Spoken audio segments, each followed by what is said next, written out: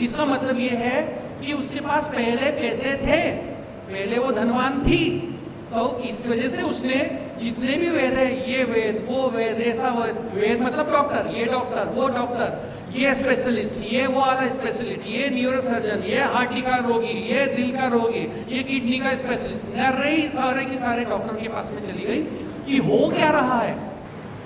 रोया भी होगा, नीचे लेट भी गया होगा, बैठ भी गया होगा कि अब सब कुछ खत्म हो गया, सब कुछ खत्म हो गया कि तेरी बेटी मर गई, अब तू दुख देना बंद कर, अब उसको जाने दे जहां जा रहा है ना।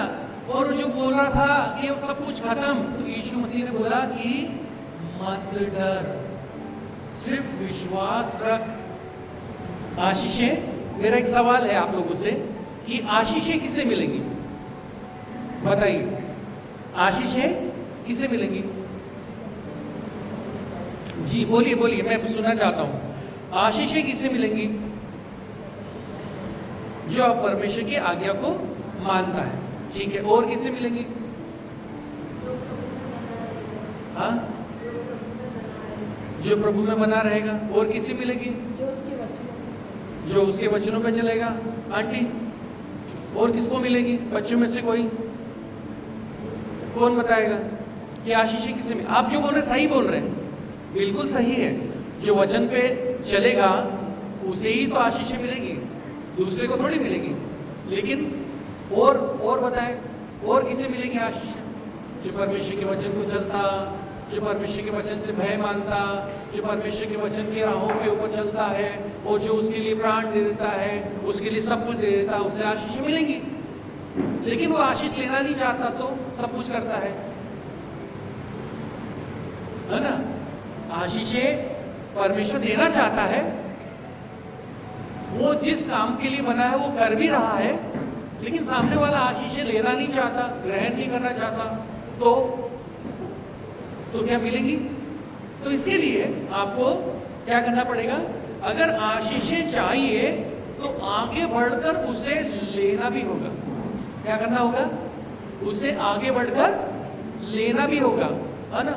तो अगर आपके पास में किचन के अंदर, फ्रिज के अंदर कुछ खाना पड़ा है, तो आप बोले कि भूख लग रही है लेकिन खाना नहीं आ रहा, तो क्या होगा? कोई आएगा आपके घर में, बोलेगा क्या हो रहा, भूख लगी है। तो बोले खाना तो बनाया था ना सुबह सुबह। बोले हाँ बनाया था, लेकिन मैं लूंगा नहीं जाके। तो पेट भरेगा क्या? नहीं भरेगा ना। तो उसके लिए आपको उस खाने तक जाना पड़ेगा और उसे लेना पड़ेगा और उसे खाना पड़ेगा, ठीक है। आशीषें उसी को मिलेगी जो लेना जानता है, या आशीषें उसे मिलेगी जो आशीष लेने के लिए तैयार है, ठीक है। जो आशीष लेने के लिए तैयार है। मैं अगर यहाँ से भेजूँ, है ना, ईशा सिस्टर के पास ही है, पकड़ो, क्या करेगी सिस्टर, है ना। क्या हो गया? इनका पोजीशन चेंज हो गया। क्या हो गया? पोजीशन चेंज हो गया। अभी इधर किसी के पास फेंकूं, है ना, अब वो यूं ही बैठे रहे, देना है तो दे, मैं तो नहीं लेना, है ना। जैसे वहां से आशीष आई और मैं लेने को तैयार हो जाता हूँ, जैसे बॉल फेंका और बॉल लेने के लिए हमारा एक जो खड़े रहने का जो पोस्चर है वो बिल्कुल चेंज हो जाता है। इसका मतलब क्या है? इसका मतलब ये दिखाया जा रहा है कि मैं उस चीज को लेने के लिए तैयार हूं। आपने मारा पत्थर, है ना, आई बॉल, तो हमें लगेगी वो जोर से, क्योंकि वो इस वजह से लग रही कि वो आशीष है। परमेश्वर देना चाहता, हम लेने नहीं आ रहे हैं, तो आशीष लेने की जगह वो पत्थर की जैसे पड़ रही है हमारे, क्योंकि हम लेना नहीं चाह रहे। तो आशीष किसे मिलेगी? जो ग्रहण करना जानता है और जो उसके लिए रेडी है। रोज हम बोलते हैं, है ना, परमेश्वर सामर्थ्य, परमेश्वर सामर्थ्य, परमेश्वर सामर्थ्य, परमेश्वर सामर्थ्य, परमेश्वर सामर्थ्य। हम गए एटीएम में, एटीएम कार्ड अंदर गए, एटीएम कार्ड डाला, ठीक है, नंबर डाला 2222, 4 नंबर। तो 4 नंबर डालने के बाद में आपने सारी चीज़ें हिंदी में, इंग्लिश में, कितना अमाउंट चाहिए वो सब डाला, सेविंग अकाउंट डालना है कि करंट अकाउंट से लेना, वो सब डाला। और डालने के बाद आखिरी में एक ओके का बटन आता चाहिए तुमको, तो वहाँ पे लिख दिया ओके। अब वो ओके दबाने के बाद में आदमी बोले कि ओके दबा दिया, ये तो निकल ही नहीं रहा, काट लिया और चला गया, अरे आ ही नहीं रहा। वो मशीन में से अंदर से एक आवाज आएगी, गड़ गड़ गड़ गड़ गड़ गड़ गड़, और काउंटिंग हो रही है। कितना मांगा था? 5000 मांगा था। कितना मांगा था? 5000 मांगा था। तो 5000 काउंट हो रहा वहां पे, गड़ गड़ गड़ गड़ गड़ गड़ गड़ गड़। हम मांग रहे प्रभु आशीष दे, पवित्र आत्मा आशीष दे, पवित्र आत्मा आशीष दे, पवित्र आत्मा मुझे सामर्थ्य बना, मुझे दुष्ट आत्माओं के ऊपर सामर्थ्य बना, दुष्ट आत्मा मुझे मेरे ऊपर प्रबल ना होने पाए, लेकिन मैं दुष्ट आत्माओं के ऊपर प्रबल होने पाऊं, है ना।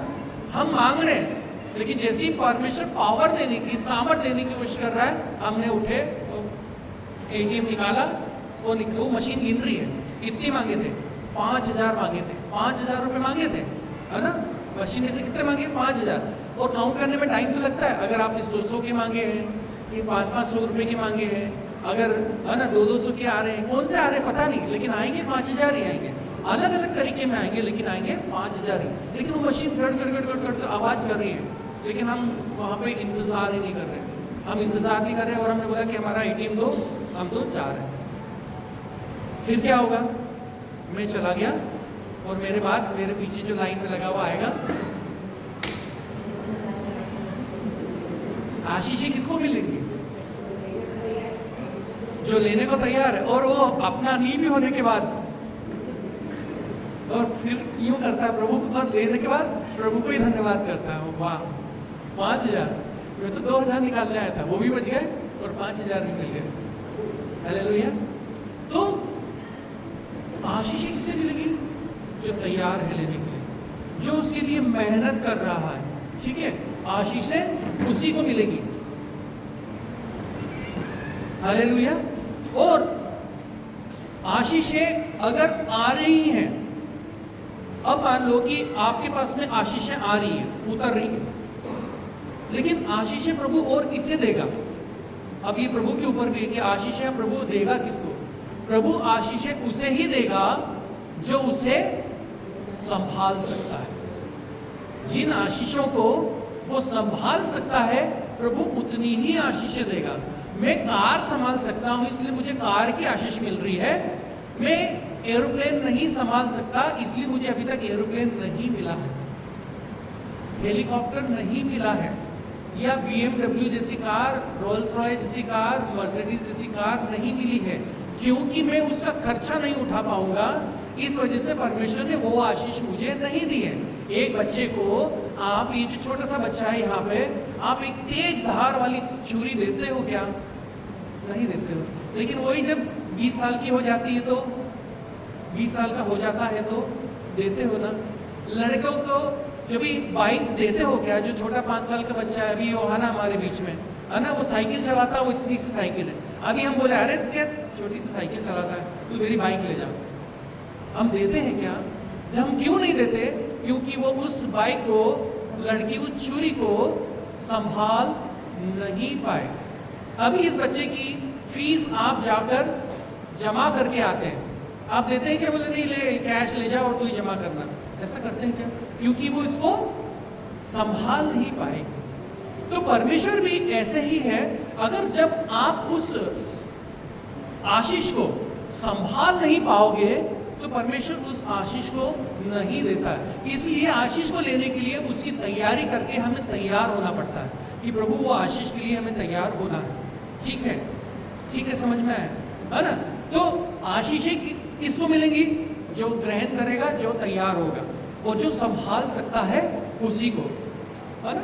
तो होता क्या है, जो हमारे कंट्रोल में नहीं है ना, जो हमारे कंट्रोल में नहीं है, हम वो चीजें मांगने की कोशिश करें, तो कोई भी सांसारिक पिता जब हमें नहीं देता, तो आत्मिक पिता हमको कैसे देगा? तो यहाँ पर एक वचन है, आप सब निकाल लीजिए, एक मरकुस 5वां अध्याय, मरकुस 5वां अध्याय और उसका 21 से लेके हम लोग पढ़ेंगे 43 तक। यही हमारा प्रचार है और यही हमारा सब कुछ है ना आज के दिन का। तो यहाँ पे है, जब यीशु फिर नाव से पार गया, तो एक बड़ी भीड़ उसके पीछे इकट्ठा हो गई वो झील के किनारे ही था। याईर नामक आराधनालय के सरदारों में से एक आया और उसे देखकर उसके पांव पे गिरा और उससे कहकर विनती की कि मेरी छोटी बेटी मरने पर है, तू आकर उस पर हाथ रख और वह चंगी होकर जीवित रहे। ठीक है। और जब उसके आगे लिखा है तो वह उसके साथ चला और बड़ी भीड़ उसके पीछे हो ली, यहां तक कि लोग उस पर गिरे पड़ते थे। जब इस वचन से पहले अगर आप पहले 1.5 अध्याय और आगे जाके पढ़ेंगे तो यीशु मसीह एक झील से इस किनारे से उस किनारे जा रहा है, उस किनारे से इस किनारे आ रहा है, इस किनारे से भी दूसरे किनारे पे जा रहा है। उसको सोने का, आराम करने का समय नहीं है, लेकिन एक चंगाई के बाद एक चंगाई, एक बड़े काम के बाद एक बड़ा काम, एक बड़े काम के बाद एक बड़ा काम यहाँ पे परमेश्वर यीशु मसीह कर रहे हैं। तो यहाँ पे क्या हुआ, जैसी वो नाव में जिससे उससे पहले गदनेरियों के नगर के अंदर एक व्यक्ति के अंदर 6000 दुष्ट आत्मा निकाली। अब आप सोचो हमारा यीशु मसीह कितना सामर्थ्य है कि एक जगह एक साइड में 6000 लोग हैं, है ना। लोग बोल रहा हूं मैं, लेकिन वो दुष्ट आत्मा है, दुष्ट आत्माओं की पावर ज्यादा होती है। तो 6000 लोग एक तरफ है और इस तरफ हमारा यीशु मसीह अकेला खड़ा निहत्ता, और उसने सिर्फ एक ही बात बोली, निकल जा। क्या बोला? निकल जा, निकल जा। सिर्फ 2 शब्द, निकल जा। उस शब्द में कितनी बड़ी सामर्थ थी कि 6000 की सेना एक बार में निकल गई। वो सामर्थ हम मांग रहे हैं, हम लोग वो सामर्थ मांग रहे हैं। तो वो सामर्थ हमें मिलेगी क्या? मैं बोल रहा हूं कि नहीं मिलेगी वो वाली। तो हमें 15 बार 20 बार तो बोलना ही पड़ेगा कि निकल जा, निकल जा, निकल जा। क्योंकि एक बार में अगर हमने बोला तो हम कभी कभी ये भी बोल देते हैं, शीशे में देख के कुछ बोल भी देते हैं अपने लिए। हालेलुया।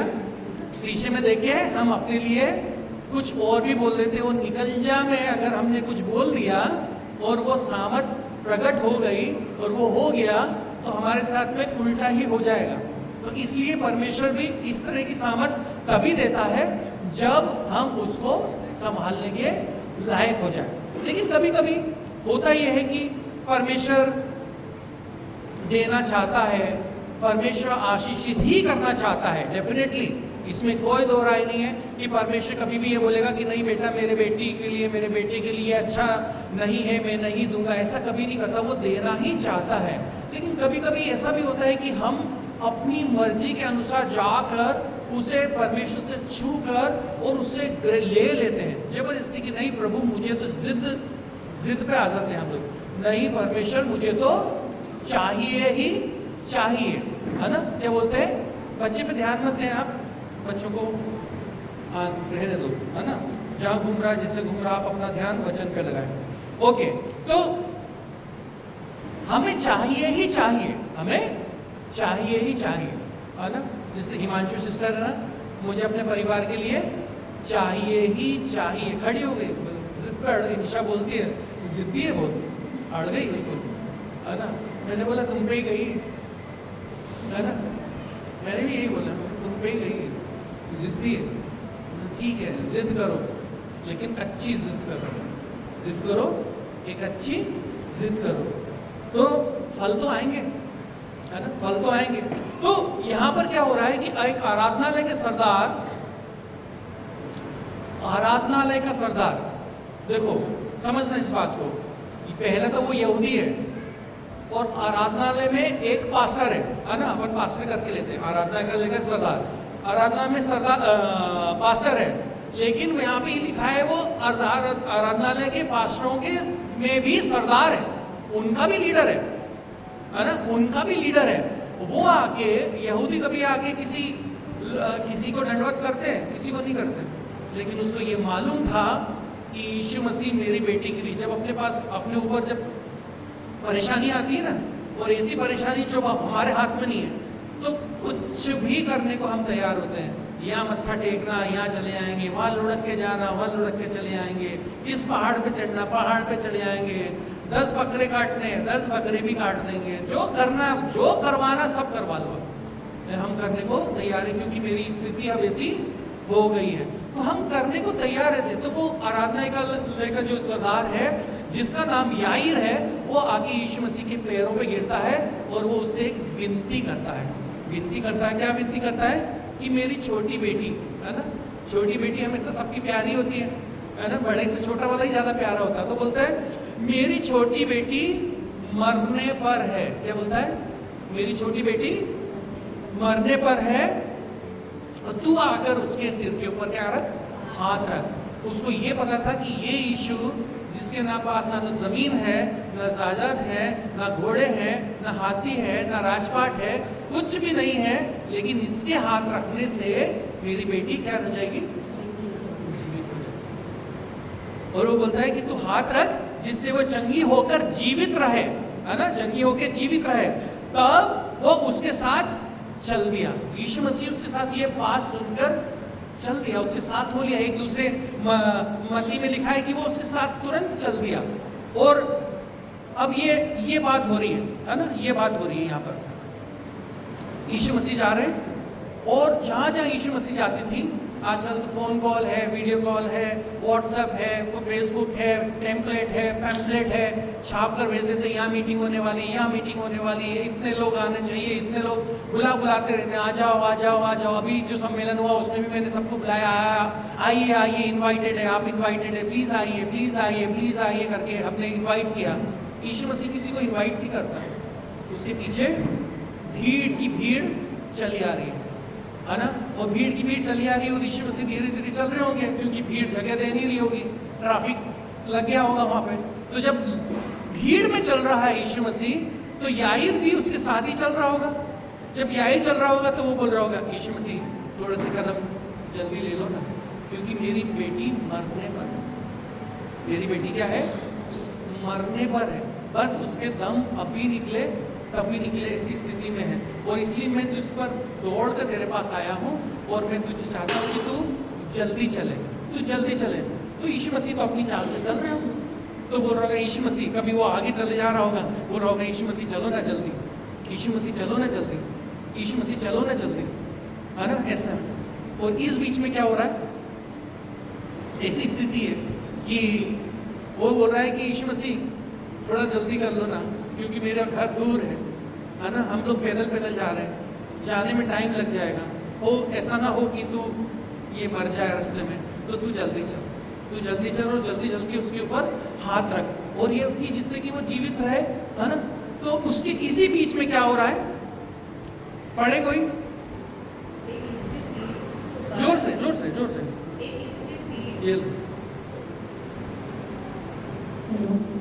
एक स्त्री थी जिसको 12 वर्ष से लहू बहने का रोग था। उसने अब बहुत वेदों से बड़ा दुख उठाया, और अपना सब माल व्यय करने पर भी उसे कुछ लाभ न हुआ था, परंतु और भी रोगी हो गई थी। बस, तो यहाँ पर इस बीच में क्या हुआ? अब भीड़ है, और एक स्त्री बीच में से निकल आई, और निकल आके उसके बारे में लिखा है कि उसको लहू बहने का रोग था, और कब से था? 12 साल से। 12 साल से जिसका लहू जा रहा हो, उसकी स्थिति कैसे होगी आप जान सकते हैं। लहू बनेगा नहीं तो शरीर कैसे बनेगा, उसमें ताकत कैसे होगी? फिर भी वो आई, है ना। और उसका लिखा है कि उसने बहुत वेदों से बड़ा दुख उठाया, और अपना सब माल व्यय करने पर भी उसे कुछ लाभ न हुआ। इसका मतलब ये है कि उसके पास पहले पैसे थे, पहले वो धनवान थी, तो इस वजह से उसने जितने भी वेद है, ये वेद वो वेद, ऐसा वेद मतलब डॉक्टर, ये डॉक्टर वो डॉक्टर, ये स्पेशलिस्ट, ये वो वाला स्पेशलिस्ट, ये न्यूरोसर्जन, ये हार्ट का रोगी, ये दिल का रोगी, ये किडनी का स्पेशलिस्ट, नर्रे सारे के सारे डॉक्टर के पास में चली गई कि हो क्या रहा है। मेरा 12 वर्ष से उसकी स्थिति क्या होगी, अब आप देखो। अब जैसी ये स्थिति जिसकी होती है उसे बोलते हैं अशुद्ध। उस समय में ऐसी स्थिति वाले को अशुद्ध करार दिया जाता था, और अशुद्ध लोगों को लोगों के बीच में रहने की अनुमति नहीं थी। अशुद्ध लोग बीच में नहीं रह सकते थे, लेकिन फिर भी वहां पे लिखा है परंतु और भी रोगी हो गई, पैसा भी गया, और भी ज्यादा रोगी होती जा रही है। ठीक है, उसके आगे क्या लिखा है? वो यीशु की चर्चा सुनकर भीड़ में से उसके पीछे से आई, उसके वस्त्र के छोर को छू लिया। बस उसके वस्त्र के छोर को छू लिया। अब ये कितनी आसान भाषा में बोला। वो पीछे से आई, आके यीशु मसीह को छुआ और बोली अरे मैं तो चंगी हो गई, मैं तो जा रही हूं। ऐसा नहीं, वो दुर्बल, वो कमजोर, वो अशुद्ध, और यीशु मसीह के लिए लिखा है कि उसके ऊपर भीड़ भी, मतलब भीड़ गिरी पड़ती थी, भीड़ गिरी पड़ती थी। और उस समय के जवान भी होंगे तो अच्छे खट्टे होंगे, हट्टे कट्टे, और सारी की सारी जवानी होंगे, लड़के आदमी होंगे। अब यीशु मसीह वहां से जा रहा है ना। एक बात और समझना, यीशु मसीह जा रहा है, तो यीशु मसीह जब जा रहे हैं तो बहुत सारे लोग, भीड़ लग गई। तो बहुत सारे जो भीड़ लगे हुए लोगों में, कुछ तो उसके फॉलोअर्स होंगे, कुछ लोग उसके एंटी होंगे जो उसके विपरीत काम करने वाले होंगे, कुछ हंसी मजाक ठट्टा करने वाले होंगे, कुछ ऐसे लोग होंगे अरे अच्छा ये चंगा होता है, चंगा, इसको छूने से चंगा होता है क्या? अच्छा इसको छूने से चंगा हो जाता है। इधर उधर कोई भी ध्यान मत दे, आप ध्यान इधर ही रखें। अच्छा यीशु मसीह के छूने से, यीशु मसीह जब छू लेता है तो आदमी चंगा हो जाता है। तो मेरे जैसे कोई मस्कर है या बहुत सारे अलग तरीके के लोग आए होंगे, है ना, छू के देखें, अच्छा नहीं हो रहा कुछ भी, ऐसे ऐसे करके देख रहे होंगे, कुछ ऐसे देख रहे होंगे, अरे ये भविष्यवक्ता है ना, ये भविष्यवक्ता है, लिखा गया है क्योंकि एक मसीहा आएगा, एक भविष्यवक्ता आएगा। तो कोई उसको मसीहा जानकर उसके पीछे आ रहे होंगे, कोई उसके भविष्यवक्ता जानकर उसकी बात सुनने आ रहे होंगे, कोई ये सोचकर कि जब वो मसीहा आएगा वो राजा के रूप में आएगा तो वो समझ रहे होंगे कि ये राजा है, अब हमें जो रोमी साम्राज्य उससे छुटकारा मिलेगा, तो ये हमें छुड़ाएगा करके। तो ऐसे करके कि बहुत सारी चीजें हो रही। इस बीच में आ गई है एक लेडी, और इतनी भीड़ के बीच में वो अपनी पूरी ताकत लगा के उस भीड़ को चीरती हुई यीशु मसीह के पास आती। इतना आसान नहीं था, क्योंकि आप सोचो कि मेरे अगर आगे पीछे 100-200 लोग होंगे तो उसमें से जो आखिरी में है वो कैसे आके मुझे छू पाएगा? वो छू पाएगा क्या? वो नहीं छू पाएगा, क्योंकि उसको भीड़ में से चीर कर आगे आना पड़ेगा। अब वो आई किसे? वह यीशु की चर्चा सुन के भीड़ में उसके पीछे आई और उसके वस्त्र के छोर को छू लिया। किसकी चर्चा सुन के? यीशु मसीह की चर्चा सुन के। हम भी यीशु मसीह की चर्चा सुन के यहाँ पे इस भवन में आए कि यीशु चंगा करता है, यीशु छुटकारा देता है, यीशु दुष्ट आत्माओं से चंगाई देता है, यीशु धन देता है, यीशु दौलत देता है, यीशु शांति देता है, यीशु मुर्दों को जिला देता है, शारीरिक स्थिति को ठीक कर देता है, आत्मिक स्थिति को ठीक कर देता है, यीशु ये करता है, यीशु वो करता है, 4 दिन के मुर्दे को जिला देता है, हवा और पानी भी उसकी बात मानते हैं, वो चाहे तो पर्वत को भी इधर से उठा के उधर कर दे, इतना विश्वास। ये चर्चा उसने भी सुनी थी, लेकिन एक आखिरी उसके पास जो उम्मीद थी, वो सोचे कि यीशु सबसे करीबी में आज पहली बार और आखिरी बार वहां से जा रहा है। यीशु पहली बार और आखिरी बार उस लेडी, उस 12 वर्ष से लहू बहाती हुई महिला के करीबी में से जा रहा है। तो जब वो इतनी करीबी में से जा रहा है तो क्यों ना मैं एक चांस लेके अपनी जान को दांव पे लगा के उसको जाके छू लूं, है ना। लेकिन हो सकता है कि छूते छूते गिरते गिरते भी वो आगे बढ़ गया हो, या भीड़ ने उसको धक्का दे के पीछे कर लिया हो, तो उसने आखिरी वस्त्र के आखिरी छोर को भी छू लिया। वो कैसा भी, आज मैं एक प्रेयर शॉल ढूंढ रहा था कि मेरा प्रेयर शॉल कहाँ है, वो मिला नहीं अचानक से। तो वो एक ऐसा होता है कि पूरे कपड़े के बाद में कुछ लटें से निकली रहती है ना, तो वो निकली रहती है डिज़ाइन के लिए। तो यहूदी परंपरा में वो ज़रूरी था कि नीली और सफ़ेद और लाल कलर की, बैंगनी कलर की वो निकलती रहे। तो उसने उस छोर के उसको छू लिया। अब उसको जैसे ही छुआ, अब यीशु मसीह को नहीं मालूम है कि किसने छुआ, लेकिन फिर भी उसकी जिद ने यीशु में से सामर्थ निकाल दी। उसने अपनी चंगाई को यीशु से बोले तो ले लिया, खींच लिया। हम छीन लिया नहीं बोल सकते, हम छीन लिया इसलिए नहीं बोल सकते क्योंकि यीशु मसीह से कोई कुछ भी छीन नहीं सकता। तो यीशु मसीह से उसने क्या करा? अपनी चंगाई को खींच लिया। इतनी अपनी विश्वास को लेकर वो आगे बढ़ी और उसने यीशु मसीह से अपनी चंगाई को खींच लिया। और जैसे ही उसने टच किया, अब मैंने आपको पहले बताया कि उससे पहले भी तो लोग उसके ऊपर गिरे पड़ते थे, तो उस यीशु मसीह में तो सामर्थ नहीं निकली। यीशु मसीह को लोग छू के भी देख रहे थे, चंगाई करता, भविष्यवक्ता है ना, राजा है, नबी है, रोगों को चंगा करता है, लाजरस को भी जिलाया है, कल तो पानी को भी पूरा पानी ऐसा हवा में उड़ रहा था, तूफान हो रहा था, उसको बोला एक बार में शांत, तो वो शांत हो गया।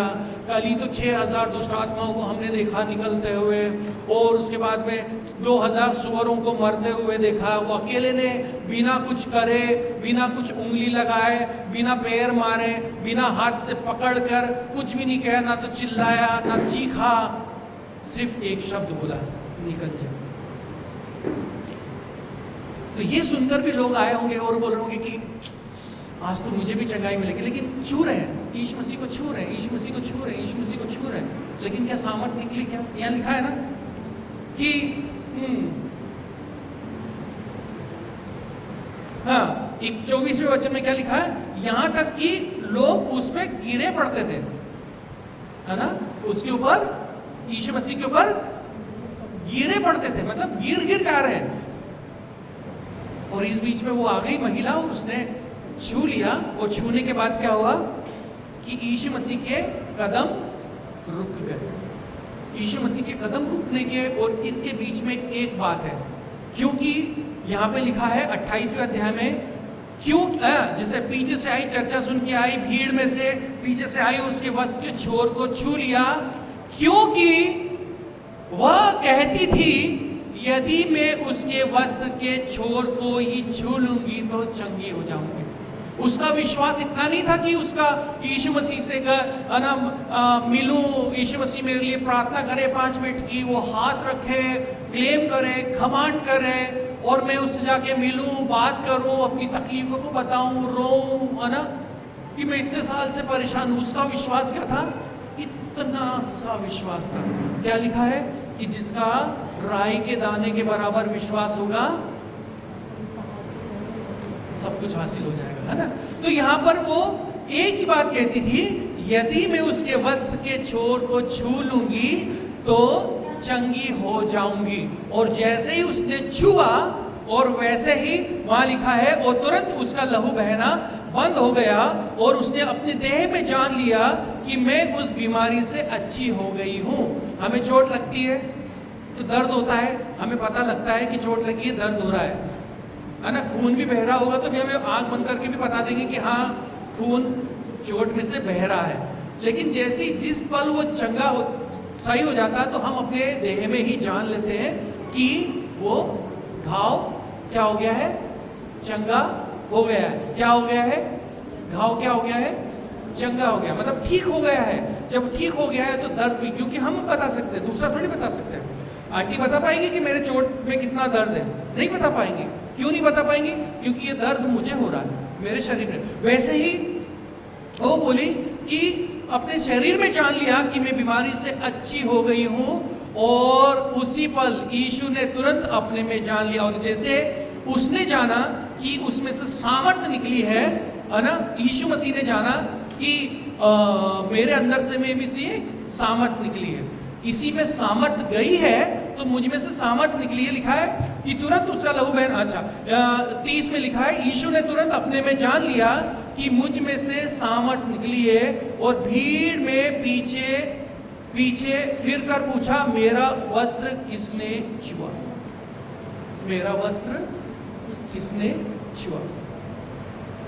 हजारों लोग छू रहे, लेकिन किसी में से कुछ नहीं हुआ। हजारों लोग परमेश्वर से मांग रहे, उनमें से किसी का कुछ भी नहीं होगा। लेकिन जब आप अपने विश्वास के कारण जो कुछ भी मांगोगे वो होगा। हालेलुया, वो जरूर होगा। क्यों होगा? क्योंकि आपका विश्वास है कि मैं यीशु मसीह से बोलूंगी तो वो मेरी प्रार्थना को सुनेगा, वो मेरी प्रार्थना को सुनेगा। मुझे विश्वास है कि मेरी प्रार्थना को यीशु मसीह सुनेगा ही सुनेगा। मेरी प्रार्थना, मेरा दुख, मेरी तकलीफ है ना, कोई भी यहाँ से भाइयों को मैं सुनाऊं और हर रोज सुनाऊं और 10वें दिन तो बोलेगा यार तेरी यार बंद कर, बहुत हो गया है, दूसरे भी काम है मेरे को, है ना। कोई बहन हमेशा रोज फोन लगा के सिर्फ एक ही बात बोले, मेरा पति बहुत मारता है, बहुत तकलीफ है। 10 दिन तो सुनेंगे, 10वें दिन अरे यार कुछ नहीं हो सकता तेरे पति का, फिर एक माँ से अजीब सी बात आएगी तो छोड़ दे पति, है ना, यही बोल सकते हैं इंसान। लेकिन परमेश्वर क्या बोलता है, नहीं, जो बिगड़ा है मैं उसे सुधारने की, है ना। पृथ्वी बेडौल और सुनसान पड़ी थी, हालेलुया, पृथ्वी बेडौल और सुनसान पड़ी थी और परमेश्वर ने बोला उजाला हो और उजाला हो गया, हालेलुया। जब परमेश्वर बोल बोल के पूरे संसार को बना सकता है तो हम क्या बोल बोल के अपनी जिंदगी को नहीं बना सकते, हालेलुया। हम बोल के अपनी जिंदगी को, नहीं होना आज, हम कल फिर बोलेंगे, परसों नहीं हुआ एक और बार बोलेंगे, फिर बोलेंगे। हम भी जिद करेंगे उस महिला जैसी, उसने वस्त्र के छोर को छू लिया क्योंकि वो ये कहती थी अगर उसके वस्त्र के छोर को छू लूंगी तो मैं चंगी हो जाऊंगी। और परमेश्वर ने ये जान भी लिया कि मुझ में से सामर्थ्य की है और उस औरत ने भी ये जान लिया कि सामर्थ्य ने मुझे छुआ है और मैं चंगी हो गई। उसके आगे क्या हुआ, उसके आगे ये हुआ, है ना, उसका खून रुक गया और रुकने के बाद वो पूछता है पीछे पलट के, अब वो यीशु मसीह जा रहे हैं और यीशु मसीह जा रहे हैं आगे और वो याईर बोल रहा है जल्दी चलो ना यीशु मसीह, जल्दी चलो ना प्लीज, यीशु मसीह जल्दी चलो ना, मेरी बेटी मरने पे, यीशु मसीह थोड़ा सा और जल्दी चलो ना। उसके जो सेवक होंगे, उसके जो याईर के जो सेवक होंगे, जो छोटे होंगे, वो क्या करेंगे, उसको क्या बोला होगा, तो एक काम कर आगे जगह बनाते जाओ जिससे कि यीशु मसीह जल्दी कर, हटा यीशु मसीह जल्दी चलो। इस बीच में आ गई है, अब इस बीच में ये भी आ गई और होने के बाद में छू लिया, ये काम हो भी गया, सामर्थ हो भी गई और यीशु मसीह के चलते पैर रुक गए और वो वापिस पीछे पलट गया। अब वो पीछे पलट गया, पलटने के बाद क्या बोलता है कि किसी ने मुझे छुआ है। क्या बोल रहा है कि किसी ने मुझे छुआ है। उसके चेले क्या बोलते हैं, यार तू देखता तो है कि इतने सारे लोग तुझ पे गिरे पड़ते हैं और तू बोल रहा है कि किसने मुझे छुआ। इतने सारे लोगों ने छुआ है लेकिन उसके बीच में भी तू बोल रहा है तूने छुआ किसने, ये बता। वो उस बात की बात नहीं कर रहा है, वो बोल रहा है इतने विश्वास से किसने मुझे छुआ, इतने विश्वास से किसने मुझे छुआ कि जिससे मैं ना भी चाहता था, मैं किसी और काम के लिए भी जा रहा था तो मुझ में से सामर्थ्य निकल गई। इतने विश्वास से किसने छुआ कि जो परमेश्वर के ना चाहते हुए भी उसने सामर्थ्य को अपनी ओर आकर्षित कर लिया, है ना, अपनी ओर आकर्षित कर लिया। तो ये उसके चेले बोलते तू तो जानता तो है कितने गिरे पड़े, तू जल्दी चलना। और याईर बोल रहा होगा, यूं पलट गया होगा और याईर बोल रहा है यीशु मसीह मेरी बेटी, क्या बोल रहा होगा, यीशु मसीह मेरी बेटी। उसको उस औरत की परवाह नहीं है, उसे अपनी बेटी की परवाह है।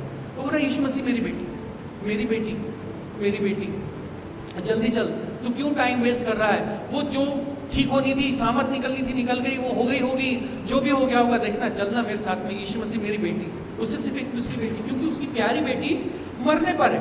और आगे क्या लिखा है कि उसने पूछा और उसने निगाहें फैलाई, इधर उधर देखा, है ना, कि ये किससे मुझे सामर्थ निकली। तो एक निगाह एक औरत के ऊपर जाके टिक गई क्योंकि वो वहां पर कांप रही थी। क्या लिखा है कि वो कांप रही थी।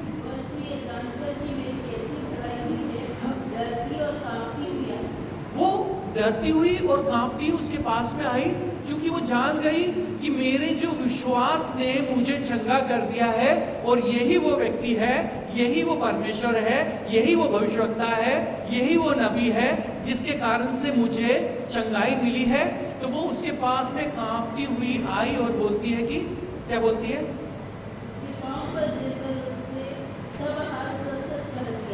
उसने सारी बात सच सच बता दी कि ऐसा ऐसा हुआ। उसने ये भी बता दी होगी कि मेरे से ये गलती हो गई होगी, मेरे से ये पाप हो गया होगा। लेकिन यीशु मसीह ने एक ही बात बोली, पुत्री तेरे विश्वास ने तुझे चंगा किया है, कुशल से जा और अपनी इस बीमारी बीमारी से बची रहे। कुशल से जा और तेरी बीमारी से तू बची रहे। तेरे विश्वास ने तुझे चंगा किया है। क्या लिखा है? तेरे विश्वास ने तुझे चंगा किया। बोलिए ना, तेरे विश्वास ने तुझे चंगा किया है। मेरा विश्वास मुझे चंगा कर सकता है। बोलिए ना, मेरा विश्वास मुझे चंगा कर सकता है। मेरा विश्वास मुझे छुटकारा दे सकता है। मेरा विश्वास मुझे फाइनेंशियली आशीष दे सकता है। मेरा विश्वास जो मेरे अंदर जितनी भी कलेश चल रहा है उस सब से छुटकारा दे सकता है। मेरा विश्वास मुझे अंधकार से ज्योति में ला सकता है। हालेलुया। तेरे विश्वास ने तुझे चंगा किया। यीशु मसीह ने जिस को चंगा किया उसने ये नहीं बोला कि मैं तुझे चंगा कर रहा हूं। उसने बोला कि जा बेटी, जा बेटे, तेरे विश्वास ने तुझे चंगा किया। इसका विश्वास तो बहुत बड़ा है ना। एक को बोला इसका विश्वास तो बहुत बड़ा है। और आगे उस बेटी के लिए कहा कि कुशल से जा और चंगी रहे। और एक को बोला था अब से पाप मत करना। अब से एक को जब चंगाई दी थी तो बोला था कि कुशल से जा, तेरे विश्वास ने तुझे चंगा किया, लेकिन अब से पाप मत करना। लेकिन इसके लिए कुछ भी नहीं बोला। तो ये जरूरी नहीं कि पाप के कारण ही हमारे पास कोई बीमारी आती है। हालेलुया। अब ये सब बात चल रही है और वो याईर, यीशु मसीह, मेरी बेटी, मेरी बेटी, मेरी बेटी का क्या होगा? जल्दी करो। अब वहां से हो रहा है कि ये कह ही रहा था इतनी देर में, वह ये कह ही रहा था कि आराधनालय के सरदार के घर से लोगों ने आकर कहा तेरी बेटी तो मर गई, तेरी बेटी तो मर गई। अब गुरु को क्यों दुख देता है? अब गुरु को क्यों दुख देता है? यीशु मसीह को आराधना के सरदार ने बोला था, प्रभु मैंने अपने लोगों की ना मान के तुझे दंडवत भी किया, तेरे पास भी आया, तुझसे बात भी की और तुझे चलने का आग्रह भी किया, अनुरोध भी किया, विनम्रता के साथ में हर एक काम किया। मैंने तुझे जल्दी जल्दी भी चलने के लिए बोला, लेकिन तू इस स्त्री के में इस जो कि चंगी हो चुकी है कितना वेट किया, देख मेरी बेटी मर गई। तेरे होते हुए हमने भी बहुत सारी बातें, हमने भी अपने जीवन में ऊपर देखकर ये बोला होगा कि तेरे होते हुए भी प्रभु मेरे साथ में ऐसा हो गया, मेरे साथ ऐसा हो गया, ये कैसे होने दिया प्रभु? मैं तुझसे पूछता मेरी क्या गलती थी? उसने भी पूछा यीशु मसीह तेरे होते हुए सब तो बोलते हैं कि तू आएगा, तू चंगा करने वाला है, तू सुरक्षा देने वाला है, तू सब कुछ करने वाला है, तू हाथ रखेगा, तू बोलेगा, तू शब्द भेज देता है, लोग चंगा हो जाते हैं। मेरी बेटी को तो मैं कब से तेरे को बोल रहा हूँ कि चल, लेकिन तू जल्दी नहीं चला, देख मेरी बेटी मर गई, देख मेरी बेटी मर गई। क्या मतलब? क्या मतलब? रोया भी होगा, नीचे लेट भी गया होगा, बैठ भी गया होगा कि अब सब कुछ खत्म, सब कुछ खत्म हो गया। क्योंकि वो बोल रहा है उसका जो चेला है, अब गुरु को क्यों तू दुख देता? अब तू गुरु को क्यों दुख दे रहा है? अब देने की जरूरत नहीं, उसको जाने दे जहाँ जा रहा है, और तू मेरे साथ घर चल। लेकिन वो कहता है, यीशु मसीह यहाँ कहता है, लेकिन परमेश्वर तो परमेश्वर है। हालेलुया। परमेश्वर तो परमेश्वर है। जहाँ सब कुछ खत्म हो जाता है वहां से परमेश्वर की काम चालू होते हैं। ठीक है। और क्या लिखा है यहाँ पे? जो बात वे कह रहे थे, जो बात वो कह रहे थे उसको यीशु ने अनसुना करके, उसको यीशु ने अनसुना कर दिया। आराधनालय के सरदार से कहा, मत डर, केवल विश्वास रख। वो सारी चीजें कि तेरी बेटी मर गई, अब तू दुख देना बंद कर, अब उसको जाने दे जहां जा रहा है ना। और जो बोल रहा था कि अब सब कुछ खत्म, तो यीशु मसीह ने बोला कि मत डर, सिर्फ विश्वास रख। तो क्या होगा? क्या होगा? विश्वास रख, केवल विश्वास रख। और उसने पतरस, याकूब और उसके भाई यूहन्ना को छोड़ अन्य किसी को अपने साथ ना लिया, और वो सीधे सीधे घर चला गया। यीशु मसीह आराधनालय के याईर के घर चला गया। 3 व्यक्ति को आप हमेशा साथ देखोगे यीशु मसीह को। किसको? पतरस, याकूब और यूहन्ना। 72 चेले, 72 में से 12 चुने हुए चेले, पर्सनली चुने हुए चेले। उस 12 चेलों में से भी 3 फेवरेट चेले, और इन तीनों में से भी एक दिल से लगा हुआ प्यारा चेला, यूहन्ना। ठीक है, तो हम कौन सी कैटेगरी में आते हैं? जब वो उसके घर गए, उसने बोला कि डर मत, विश्वास रख, क्योंकि मैं तेरे साथ हूं। मैं आदि हूं, मैं अंत हूं, मैं समय हूं। मैं रुकी हुई चीजों को ठीक कर सकता हूं, ठीक चीजों को बंद कर सकता हूं। जो मैं खोलूंगा कोई बंद नहीं कर सकता, जो मैं बंद करूंगा उसे कोई खोल नहीं सकता। मैं ही परमेश्वर हूं, भविष्य में भी मैं ही हूं, कोई मेरे हाथ से छुड़ा ना सकेगा। जब मैं काम करना चाहूं तो कौन मुझे रोक सकेगा? हालेलुया। जब वो 4 दिन के मुर्दे को जिला सकता है, तो वो 15 मिनट पहले, 10 मिनट पहले लड़की को क्या जिला नहीं सकता?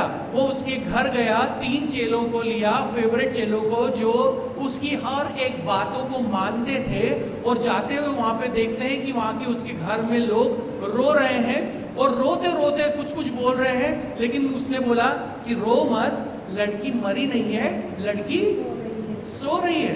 जब वो सो रही है बोला, तो वो जितने भी रो रहे थे वो हंसने लग गए। ठीक है ना? उसका क्या करने लगे? क्या लिखा है उसका? कि वो उसका ठट्टा करने लगे। ऐसा कुछ लिखा है क्या? देखो। तब उसने भीतर जाकर उनसे कहा, तुम क्यों हल्ला मचाते और रोते हो? लड़की मरी नहीं परंतु सो रही है। वे उसकी हंसी करने लगे। वे यीशु की हंसी करने लगे। ये कौन लोग हैं? ये उसके याईर के रिश्तेदार नहीं है, ये करीबी लोग नहीं है।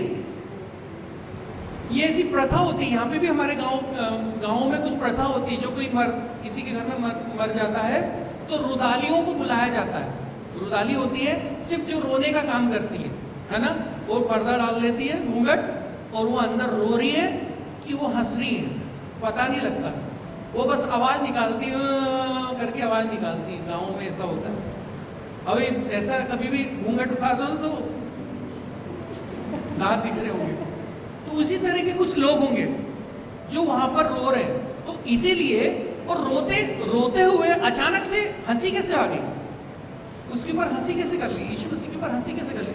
क्योंकि वो किराए के थे, उसके अपने लोग नहीं थे। जब ऐसे लोग आपकी जिंदगी में हो, जो आपकी दुर्दशा को देखकर, आपकी विश्वास की बातों को सुनकर आप पे हंसें, आपको तिरस्कार करें, आपकी बेइज्जती करें, आपको नकारें, या आपको इग्नोर करें, आगे क्या लिखा है? परंतु उसने सबको निकालकर लड़की के माता पिता और अपने साथियों के साथ भीतर जाकर बस क्या किया? जो हंस रहे थे उनको क्या कर दिया? निकाल दिया। जब भी आपकी जिंदगी में ऐसे लोग आपको दिखें जो आपके ऊपर हंस रहे हैं, जो आपको इग्नोर कर रहे हैं, जो आपके विश्वास का माखौल उड़ा रहे हैं, अपनी जिंदगी से निकाल दो। और उसने अपने लोगों को, अपने चेले और याईर के करीबी लोगों को लेकर ऊपरी कोठरी में गया, और ऊपरी कोठरी में जाकर उसका जो सामर्थ्य वचन है वो बोला। फिर यहाँ पे 2 ही शब्द बोले उसने। क्या बोला? तलीता कूमी। तलीता कूमी, जिसका मतलब है, हे लड़की मैं तुझसे कहता हूँ उठ। हे लड़की मैं तुझसे कहता हूँ उठ। घंटों की प्रार्थना नहीं की, सामर्थ्य वचन बोला कि हे लड़की मैं तुझसे कहता हूँ कि तू उठ। और वो उठकर बैठ गई, क्योंकि वो जवान और बच्ची थी, 12 वर्ष की थी।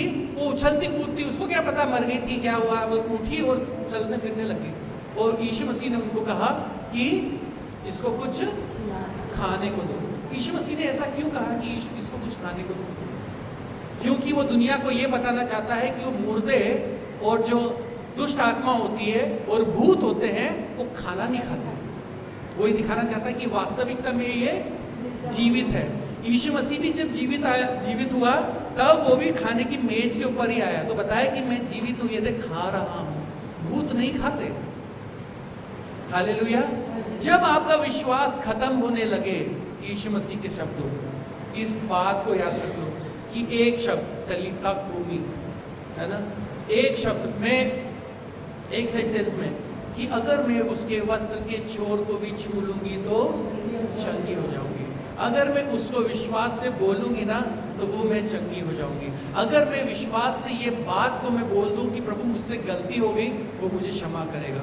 अगर मैं विश्वास से ये बोलूं कि नहीं प्रभु, मेरी कैसे भी खानदान में, कैसी भी स्थिति में, कैसी भी नौकरी में, कैसी भी परिस्थिति में मैं क्यों ना रहती हूँ या रहता हूँ, अगर मुझे ये चाहिए तो मुझे बता, मैं क्या करूँ। मुझे सिर्फ यही करना है कि वचन के आधार के ऊपर चलूं, और वचन के आधार पे चलने पर मेरी जिंदगी में उजाला हो जाएगा। मेरी जिंदगी में उजाला हो जाएगा। मेरी जिंदगी में क्या हो जाएगा? उजाला हो जाएगा। ये ऐसा परमेश्वर नहीं है, टीनी टाइनी टाइप का परमेश्वर नहीं है, छोटा छोटा परमेश्वर नहीं। हमारा दिग्गज परमेश्वर यहोवा परमेश्वर, वो बोलता है कि आकाश मेरे, है ना, मेरा सिंहासन और पृथ्वी मेरे चरणों की चौकी है।